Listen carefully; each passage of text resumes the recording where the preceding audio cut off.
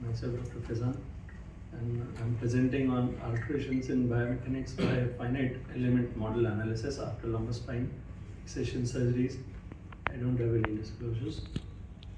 These are the headings on which I'm going to speak. So let us start with the case.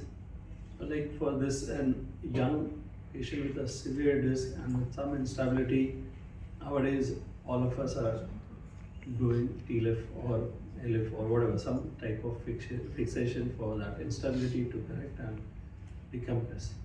So what is there for this young person in her future life?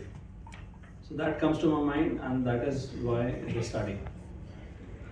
The lumbar spine fixation and fusion surgeries using pedicle screws and cages to decrease pain and decompression of stenotic segments and eliminating motion as well as restoration of segmental lordosis are more often performed nowadays.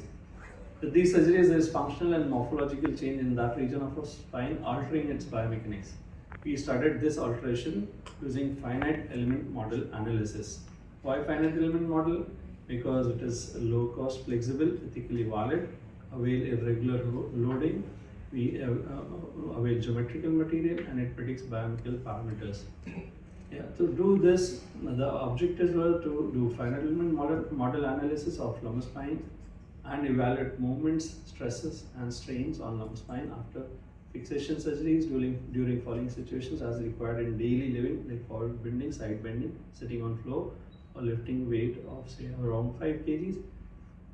Our methodology, after taking permission from the institutional review board, we did the biomechanical research analysis, and we took for one patient of each of 4 etiologies as prototype, one case of listhesis, one case of lumbar fracture, one case of pot spine, and one lumbar canal stenosis. We did pre-op, post-op 4-month assessment with a 3D CT scan and converted these CT findings into mathematical finite element model using ANSYS software with the help of our engineering colleagues with whom we had a contract. And this mathematical model was compared to a healthy lumbar spine finite element model. So the lumbar finite element model somewhat looks like this color-coded picture, and this is the normal 3D CT scan. It can measure the stresses and strains by virtual parameters, and for the lumbar fracture and degenerative conditions we took as prototype. So the finite element analysis showed notable restriction of spine movements in all cases in both immediate pre-op and at 4 months post-operatively. Stress and strain in fixed few segments during routine movements became normal, but there is always increase in stress in adjacent segments. This phenomenon is also irrespective of the etiology. The stresses are more on the proximal than on the distal adjacent segments. So we have all gone through the literature that Raman presented on adjacent segment disease and chin paper on stress on invertebral disc and facet joint increased and the use of Coflex.